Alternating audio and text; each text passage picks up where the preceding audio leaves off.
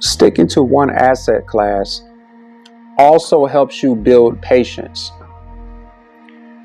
because the fact of the matter is, with trading, it's primarily a probabilities game and also a pattern game.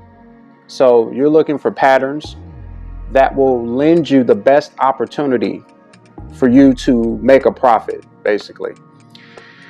And when you focus on one asset in a lower time frame, like 15 minutes or less, it enables you to build such a symbiotic relationship with that asset, to the point where you will be able to see patterns, you will be able to see opportunity developing right before your very eyes.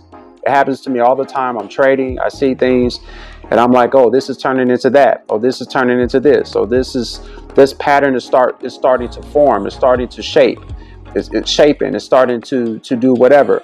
And you've got to be able to build such a rhythm and a relationship with that asset, to the point where you will be able to pick out patterns as it's developing. You see, in this industry, what tends to happen is people get trained into looking at the charts through hindsight bias. So with hindsight bias means that you're right after the fact, that you're looking at a result that has already been foreseen or has already passed, and you are acting as if you already knew it was coming, or you're acting as if you can identify exactly what that situation is or that pattern is, when in reality, everybody is operating on hindsight bias. Everybody is taught, hey, look at this pattern, look at this thing, look at that thing, and you're not really taught to look at patterns or to look at a certain asset and look at that chart as it's developing, because you're looking at, oh, I see a five-wave move through this particular asset, or I see a correction here, or I see something there, or I see support and resistance here, and all of it is based on hindsight bias. All of it is based on something that has already happened, right? And very rarely are you able to actually see something happen as it's developing. And the only way you're going to be able to develop this skill is if you stick to one asset. If you watch the asset throughout the morning, throughout the week, throughout the day, whatever the case is. Well, we're talking 15 minutes or less, so throughout the day, basically. So if you're looking at a 5-minute chart and lower, it's going to be much easier to see these patterns unfold and to see these things happen, because they're happening like in a very short amount of time.